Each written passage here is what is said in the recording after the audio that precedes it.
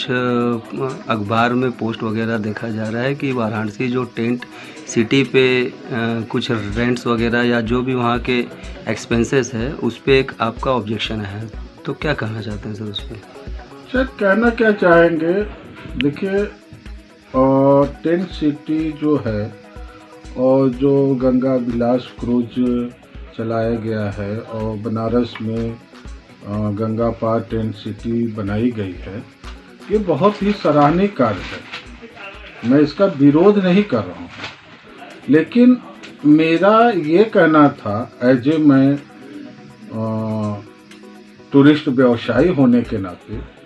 कि tent city और गंगा विलास जो चलाई गई है वो टूरिस्ट को बढ़ावा देने के लिए चलाई गई, ठीक है। तो इस पे मेरा कोई विरोध ना होते हुए मेरा ये कहना था कि इसको अगर गवर्नमेंट ने, सरकार ने टूरिस्ट पर्यटकों के बढ़ावा के लिए चलाया है तो ये धरातल पे भी दिखना चाहिए। जैसा कि हमने अपने आप मीडिया बंधुओं के माध्यम से मैंने इसका उल्लेख किया था,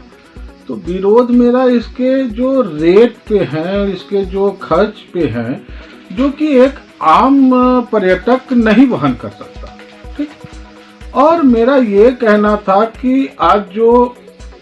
गंगा विलास क्रूज है उसके 25 से 50 हजार रुपया तकरीबन खर्च आता है पर डे के, ठीक है। उसके बाद आप ये देख ले टेंट सिटी की बात, तो 15 से 30 हजार रुपये का और एक कपल का वहाँ पे समथिंग चार्ज है वन नाइट का।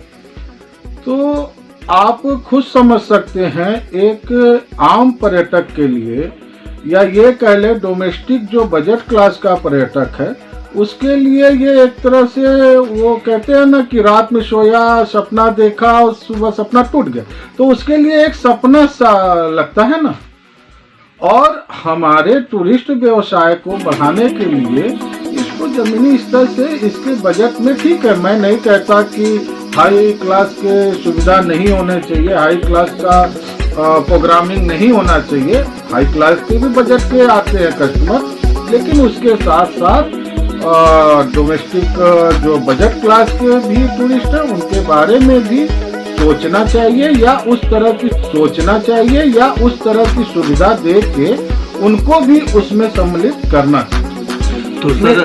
तो सर अगर प्रशासनिक रूप से देखा जाए तो क्या बनारस टूरिस्ट ट्रांसपोर्ट एसोसिएशन के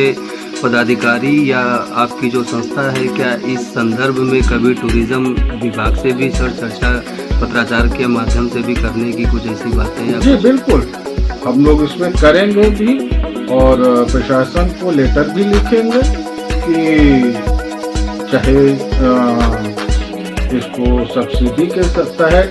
या तो फिर उस कैटेगरी के टेंट को भी निर्यात वहाँ पे बनाया जाए, जिससे कि एक आम टूरिस्ट जो बजट क्लास के टूरिस्ट है वो भी उसका लुत्फ उठा सके और उनके भी मन में एक ये भावना हो कि हाँ बनारस में टेंट सिटी बना है तो मैं भी जाके रह सकता हूँ। मैं पूछना चाहता हूँ, हम एक मैं अपने आप को कहता हूँ मैं तो 15,000 का रूम लेके नहीं रुक सकता। ऐसे मैं टूरिस्ट बन के वहाँ पे 15,000 का एक दिन का रूम अफोर्ड नहीं कर सकता। तो क्या सिर्फ इंटरनेशनल टूरिस्ट को ही बढ़ावा दिया गया है? और जहां तक मैं कहना ये चाहूंगा भाई साहब आपसे कि इंटरनेशनल टूरिस्ट यही कोरोना काल जो बीता है